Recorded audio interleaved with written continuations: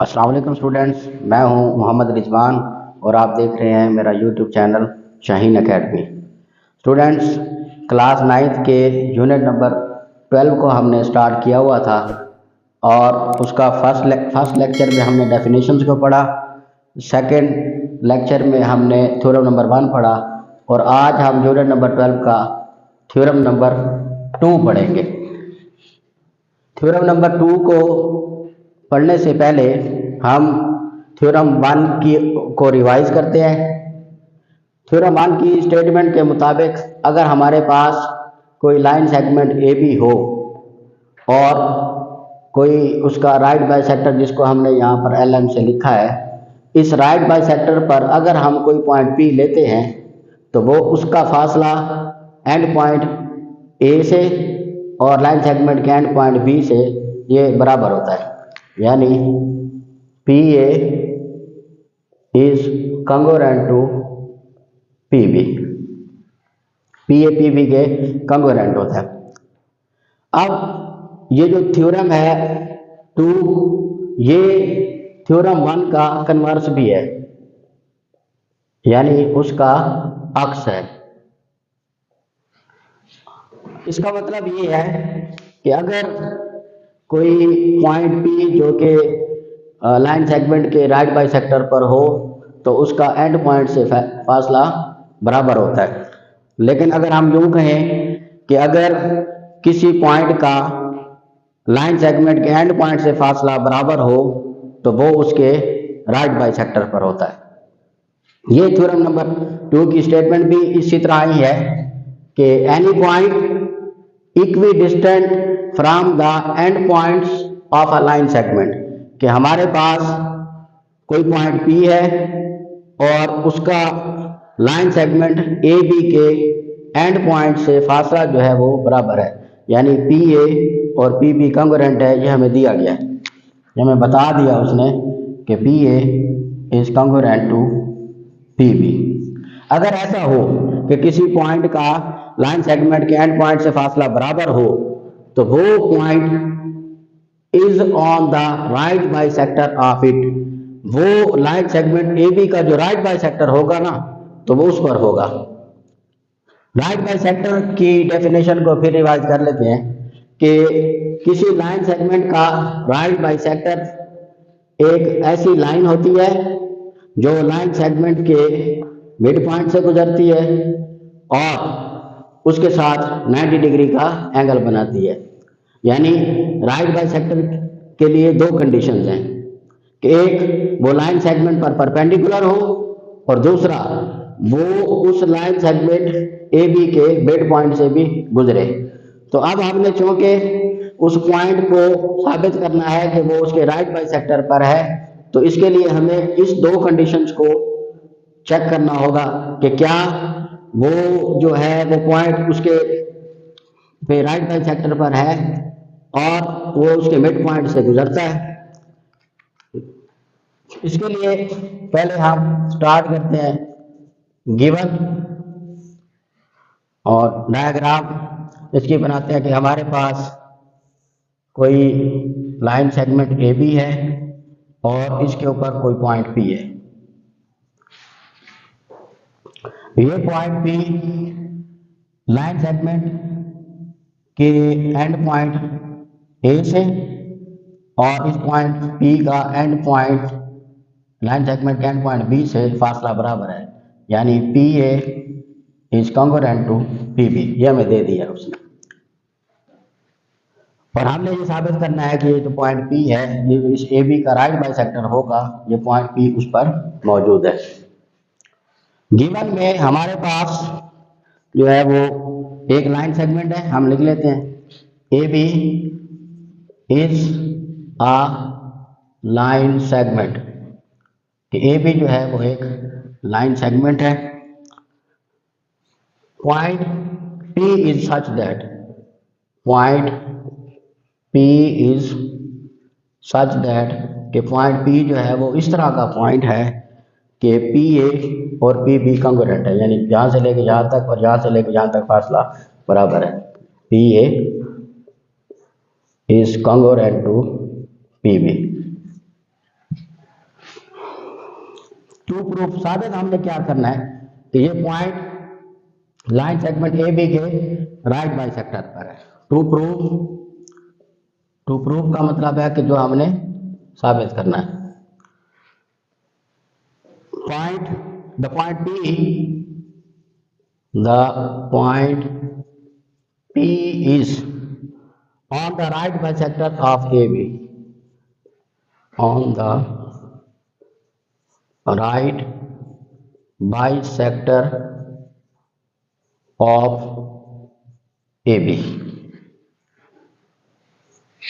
कि ये जो लाइन सेगमेंट AB है, P इसके राइट बाइसेक्टर पर है। कंस्ट्रक्शन जो इजाफी काम डायग्राम में जो हम फिगर में इजाफी काम करते हैं उसको कंस्ट्रक्शन कहते हैं। कंस्ट्रक्शन में हमने क्या करना है कि ए बी का मिड पॉइंट फर्ज करें ये सी है और इस पी को ए बी के मिड पॉइंट यानी सी से मिला दें। तो पी को सी से मिला दिया तो सी क्या है, ये लाइन सेगमेंट ए बी का मिड पॉइंट है। ज्वाइन मिलाएं P टू C, P को C से मिला दें। C क्या है, the mid point of A B.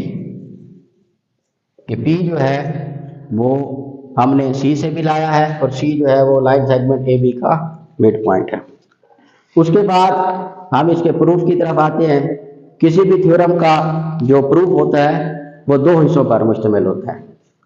एक तरफ हम स्टेटमेंट्स को लिखते हैं और दूसरी तरफ रीजंस को लिखते हैं।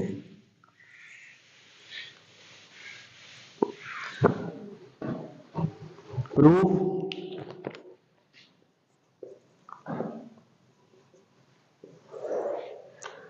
स्टेटमेंट्स और रीजंस पर मुश्तमिल होता है। इस तरफ हम स्टेटमेंट्स लिख लेते हैं, स्टेटमेंट्स और रीजंस। जब हमने पॉइंट P को लाइन सेगमेंट ए बी के मिड पॉइंट से मिलाया तो इससे हमारे पास दो ट्रायंगल्स बन गई, एक ACP और दूसरी BCP। तो अब हम ना इन दो ट्रायंगल्स ACP और BC में कॉन्ग्रुएंसी चेक करेंगे। कॉन्ग्रुएंसी का मतलब ये है कि हम फर्स्ट ट्रायंगल में अगर AP साइड को देख रहे हैं तो दूसरी ट्रायंगल में इसी जैसी साइड कौन सी है उसको उससे मैच करेंगे। तो इस AP के जो कॉरेस्पॉन्डिंग है वो PB है और इधर AC के कॉरेस्पॉन्डिंग BC है। इन ट्रायंगल ACP ये 1-to-1 कॉरेस्पॉन्डेंस की अलामत है। दूसरी ट्रायंगल है हमारे पास BCP। अब ACP में ये जो PA है, PA is congruent to PB। ये हमने लिखा हुआ है कि AB is a line segment point P such that कि PA और PB कॉन्ग्रुएंट है, ये हमें गिवन है। और फिर हमने पॉइंट P को लाइन सेगमेंट AB के मिड पॉइंट से मिलाया है। अगर ये C मिड पॉइंट है, दरमियानी नुक्ता है इस लाइन सेगमेंट AB का, तो फिर A से लेके C तक और B से लेके C तक ये डिस्टेंस बराबर होगा।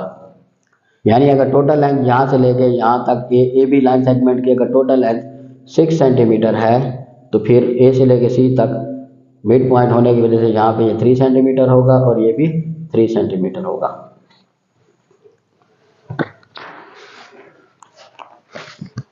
दूसरा PC जो है इज कॉन्ग्रुएंट टू PC। ये इस ट्रायंगल में अगर आप ACP में देखें तो PC इसकी साइड भी है और BCP अगर हम ट्रायंगल में देखें तो ये जो PC है वो इसकी भी साइड है। तो PC जो है वो ट्रायंगल ACP की भी साइड है और PC जो है वो ट्रायंगल BCP की भी साइड है। तो ये कॉमन है, दोनों ट्रायंगल्स में PC जो है वो कॉमन है। और अभी हमने ये डिस्कस किया कि ये ए से ए बी की अगर टोटल लाइन 6 सेंटीमीटर है तो फिर ए से लेके सी तक और बी से लेके सी तक इसका डिस्टेंस भी बराबर होगा, यानी A C is congruent to B C. A C is congruent to B C. ये हमने कहाँ किया? कंस्ट्रक्शन में, क्योंकि हमने पी को ए बी के मिड पॉइंट से मिलाया जो कि सी है, ये कंस्ट्रक्शन में। और ट्रायंगल की कॉन्ग्रुएंसी में सिर्फ 3 चीज़ें चेक की जाती हैं कि अगर कोई सी 3 एंगल या साइड्स फर्स्ट ट्रायंगल की दूसरी ट्रायंगल की एंगल या साइड्स के कॉन्ग्रुएंट हो जाए तो वो ट्रायंगल्स कॉन्ग्रुएंट होती हैं, यानी तकरीबन एक जैसी होती हैं। तो P A is congruent to P B, ये ए सी पी ट्रायंगल की एक साइड है, यानी ये साइड है। और पी सी जो है वो कॉमन है, ये भी साइड है। और A C is congruent to B C, ये भी ट्रायंगल की साइड है। तो ये एस एस एस पोस्टुलेट बनता है, जो कि चैप्टर नंबर 10 में डिटेल से बताया गया है कि एस एस पोस्टुलेट क्या होता है। इसलिए आप लिख देंगे ट्रायंगल की फर्स्ट ट्रायंगल की 3 साइड्स सेकंड ट्रायंगल यानी बी सी पी की 3 साइड से कॉन्ग्रुएंट हो गई है, इसलिए हम लिख सकते हैं देयरफॉर, ये देयरफॉर की अलामत है कि triangle A C P is congruent to triangle B C P. इसकी वजह क्या है? एस एस एस के फर्स्ट ट्रायंगल की तीनों साइडें ये कॉन्ग्रुएंट हो गई हैं सेकंड ट्रायंगल की तीनों साइड से, यानी S S S. Triangle ACP और ट्रायंगल बीसीपी ये आपस में कॉन्ग्रुएंट हो गई हैं, क्योंकि ट्रायंगल एसीपी की 3 साइडें ट्रायंगल बीसीपी की 3 साइडों के आपस में कॉन्ग्रुएंट आ गई हैं। और अगर 2 ट्रायंगल्स कॉन्ग्रुएंट हो जाएं तो फिर उनकी जो बाकी एंगल या साइड्स होते हैं वो भी कॉन्ग्रुएंट होती हैं। तो यहाँ से हम ये लिख सकते हैं कि ट्रायंगल एसीपी में सी पर बनने वाला ये जो एंगल है, ट्रायंगल बीसीपी में सी पर बनने वाला ये जो एंगल है, ये भी आपस में कॉन्ग्रुएंट होंगे, यानी एंगल ए सी पी ये कॉन्ग्रुएंट होगा एंगल बी सी पी के। क्योंकि एंगल जो है वो सी पे बन रहा है, इसलिए हमने इसको सी को दरमियान में लिखा है, जिस पर एंगल बनता है उसको सेंटर में लिखते हैं। वजह क्या है? ये कॉरेस्पॉन्डिंग एंगल्स हैं, corresponding angles of congruent triangle. जो हमारी 2 कॉन्ग्रुएंट ट्रायंगल एसीपी और बीसीपी है, ये उसके कॉरेस्पॉन्डिंग एंगल्स हैं। अब एसीपी में जो सी पर बनने वाला एंगल है और बीसीपी में सी पर बनने वाला एंगल बराबर है, लेकिन ये जो सी है वो एक ही लाइन पर एंगल बना रहा है, और एक लाइन पर बनने वाला जो एंगल है वो हमेशा 180 डिग्री होता है। बट हम लिख सकते हैं but measurement of angle ACP plus measurement of angle BCP, इन दोनों को अगर हम प्लस करें तो ये 180 डिग्री के बराबर होंगे। वजह क्या है कि ये सप्लीमेंट्री एंगल है, सप्लीमेंट्री एंगल्स। इस पॉइंट का नाम हम 1 रख देते हैं और इस पॉइंट का नाम हम 2 रख देते हैं। अब एसीपी और बीसीपी को प्लस करने से 180 डिग्री आ रहा है। पॉइंट नंबर 1 में हमने लिखा है एसीपी और बीसीपी जो है वो कॉन्ग्रुएंट है, यानी बराबर है। अगर ये बराबर है और इनको प्लस करने से जवाब 180 आता है तो इसका मतलब ये है that is measurement of angle ACP ये इक्वल होगा measurement of angle BCP P, और ये दोनों इक्वल होंगे 90 डिग्री के। क्योंकि ये दोनों इक्वल हैं और इनको प्लस करने से 180 डिग्री जवाब आ रहा है, इसलिए एसीपी एंगल और बीसीपी जो एंगल है ये दोनों 90 डिग्री के बराबर होंगे, और इस पॉइंट का नाम हम 3 रख देते हैं। ये पॉइंट नंबर 3 है। ये हमने कहां से लिखा? From point number 1 and point number 2। Point 1 और 2 को कंबाइन करें तो हम ये लिख सकते हैं कि एंगल एसीपी और एंगल बीसीपी ये दोनों जो है वो 90 डिग्री के इक्वल है और इसका नाम हमने 3 रख दिया। अब अगर C पर बनने वाला एंगल ये 90 डिग्री है तो फिर हम ये कह सकते हैं कि ये जो PC है वो AB पर परपेंडिकुलर है। PC ये परपेंडिकुलर होगा लाइन सेगमेंट AB पर, क्योंकि C पर बनने वाला ये एंगल 90 डिग्री के बराबर है, इसलिए हमने लिखा कि PC जो है वो AB पे परपेंडिकुलर है। वजह क्या है कि मेजरमेंट ऑफ एंगल ACP ये इक्वल है 90 डिग्री के, और ये हमने यहाँ पे प्रूव भी किया है, इसलिए हम यहाँ लिख लेते हैं प्रूव्ड। ये साबित शुदा है कि एंगल C पर बनने वाला जो एंगल है वो 90 डिग्री है, इसलिए PC AB पर परपेंडिकुलर है। अच्छा, कंस्ट्रक्शन में हमने P को किससे मिलाया था? AB के मिड पॉइंट से। पॉइंट C इसका मिड पॉइंट था, इसलिए AC और ये जो BC है इनकी लेंथ बराबर है। बट लेकिन CA, इसको हम CA भी लिख सकते हैं, इज कॉन्ग्रुएंट टू CB, यानी C से लेके A तक और C से लेके B तक ये फासला बराबर है। ये हमने कंस्ट्रक्शन में किया था कि C को हमने मिड पॉइंट कहा हुआ है, इसलिए CA और CB कॉन्ग्रुएंट होंगे। ये हमने कहाँ से लिखा? कंस्ट्रक्शन से, और इसका नाम हम पॉइंट 4 रख देते हैं। अब PC AB पे परपेंडिकुलर है और CA और CB ये कॉन्ग्रुएंट हैं, यानी तकरीबन बराबर हैं, और राइट बाइसेक्टर की भी तो यही खसूसियत होती है कि एक तो वो लाइन सेगमेंट पर परपेंडिकुलर होता है, यानी 90 का एंगल बनाता है। अगर ये लाइन सेगमेंट AB है और ये इसका राइट बाइसेक्टर है, तो ये राइट बाइसेक्टर इस AB के सेंटर से गुजर रहा होगा और इसके साथ 90 डिग्री का एंगल बना रहा होगा। अब PC AB पे परपेंडिकुलर है और CA और CB कॉन्ग्रुएंट है, यानी कि ये C जो है वो मिड पॉइंट है। इसका मतलब ये हुआ कि ये दोनों कंडीशंस को इकट्ठा करने से पता चलता है कि ये PC AB का राइट बाइसेक्टर है, क्योंकि ये राइट बाइसेक्टर की दो कंडीशंस को पूरा कर रहा है। और अगर ये राइट बाइसेक्टर की कंडीशंस को पूरा कर रहा है तो इसका मतलब ये हुआ कि ये जो पॉइंट है वो AB के राइट बाइसेक्टर पर, पॉइंट P AB के राइट बाइसेक्टर पर है। देयरफॉर ये जो PC है is a right bisector of AB। ये PC AB का राइट बाइसेक्टर है।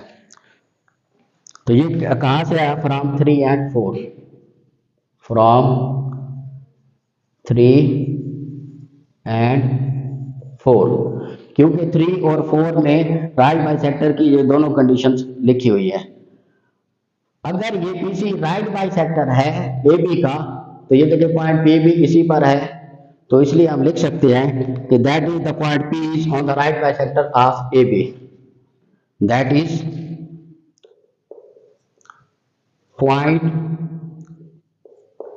P is on the right bisector